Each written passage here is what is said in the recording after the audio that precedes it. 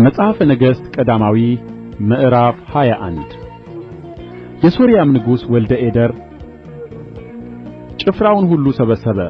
ከእርሱም ጋር 32 ነገሥት ነበሩ፣ ፈረሶችና ሰረገሎችም ነበሩ። ወጥቶም ሰማርያን ከበበ፣ ወጋትም።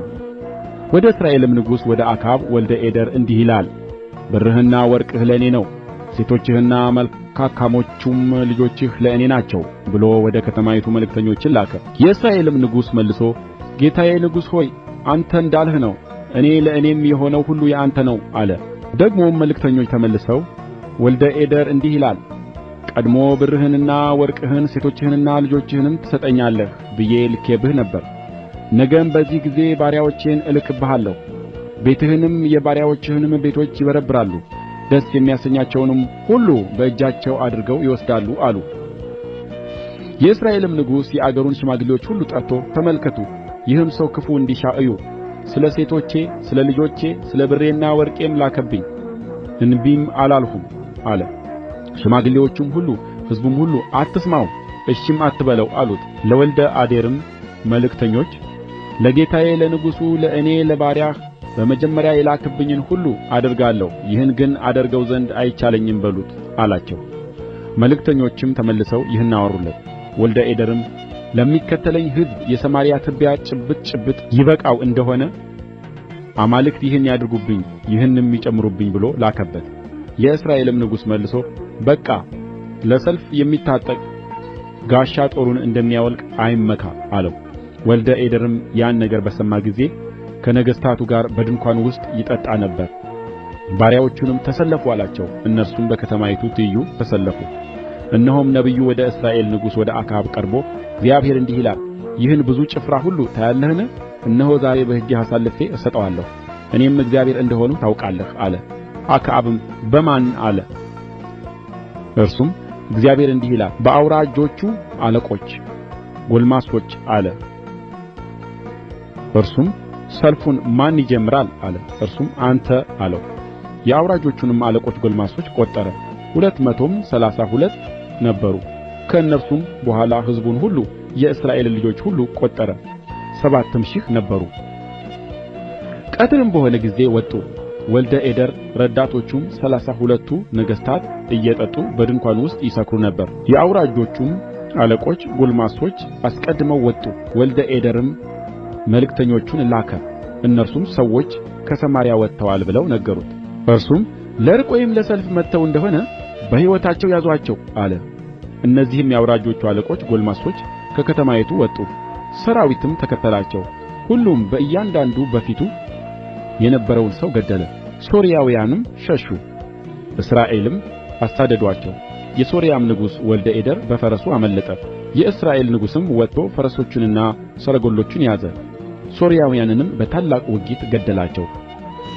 ነቢዩም ወደ እስራኤል ንጉሥ ቀርቦ የሶርያ ንጉሥ በሚመጣው ዓመት ይመጣብሃልና ሂድ፣ በርታ፣ የምታደርገውንም ተመልከትና እወቅ አለው። የሶርያም ንጉሥ ባሪያዎች እንዲህ አሉት፣ አምላካቸው የተራሮች አምላክ ነው። ስለዚህ በርትተውብን ነበር። ነገር ግን በሜዳ ላይ ከእነርሱ ጋር ብንዋጋ በእርግጥ እንበረታባቸዋለን። ይህንም አድርግ፣ ከጭፍሮችህ ነገሥታቱን አርቅ፣ በፈንታቸውም አለቆችን ሹም። አንተም ቀድሞ እንደ ጠፋብህ ሠራዊት ፈረሱን በፈረስ ፈንታ ሰረገላውንም በሰረገላ ፈንታ ሠራዊትን ቍጠር። በሜዳም ላይ ከእነርሱ ጋር እንዋጋለን፣ በእርግጥም እንበረታባቸዋለን። ምክራቸውንም ሰማ፣ እንዲህም አደረገ።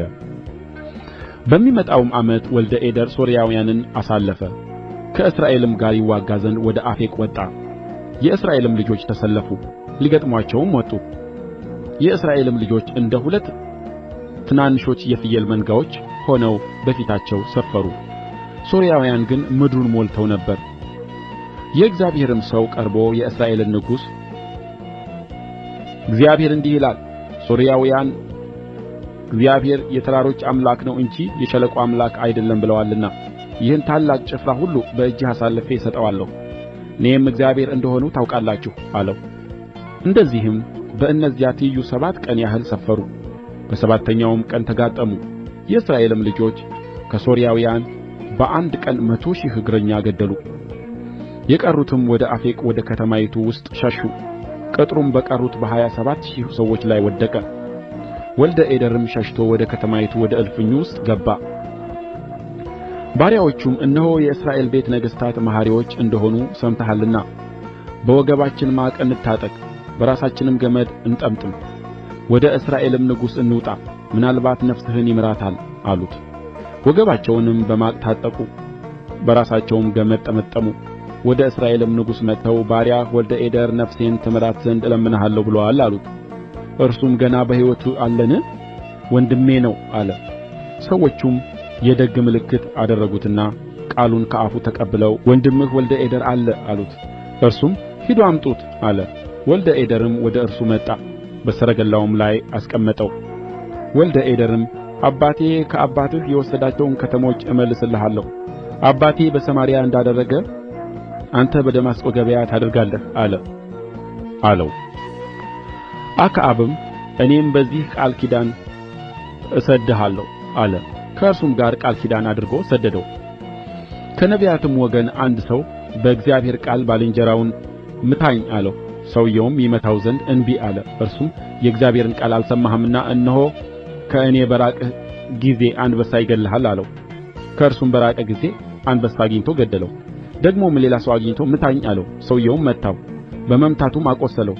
ነቢዩም ሄዶ በመንገድ አጠገብ ንጉሡን ቆየው፣ ዓይኖቹንም በቀጸላው ሸፍኖ ተሸሸገ። ንጉሡም ባለፈ ጊዜ ወደ እርሱ ጮኸ፣ ባሪያህ ወደ ሰልፍ መካከል ወጣ፣ እነሆም አንድ ሰው ፈቀቅ ብሎ ወደ እኔ አንድ ሰው አመጣና ይህን ሰው ጠብቅ፣ ቢኰበልልህም ነፍስህ በነፍሱ ፈንታ ትሆናለች፣ ወይም 1 መክሊት ብር ትከፍላለህ አለኝ። ባሪያህም ወዲህና ወዲያ ሲመለከት ጠፋ አለው። የእስራኤልም ንጉሥ ፍርድህ እንዲሁ ይሆናል፣ አንተ ፈርድኸዋል አለው። ፈጥኖም ቀጸላውን ከዓይኑ አነሣ። የእስራኤልም ንጉሥ ከነቢያት ወገን እንደሆነ አወቀው። እርሱም እግዚአብሔር እንዲህ ይላል፣ እኔ እርም ያልሁትን ሰው ከእጅህ አውጥተሃልና ነፍስህ በነፍሱ ፈንታ ሕዝብህም በሕዝቡ ፈንታ ይሆናሉ አለው። የእስራኤልም ንጉሥ እየተቈጣና እየተናደደ ወደ ቤቱ ተመለሰ፣ ወደ ሰማርያም መጣ።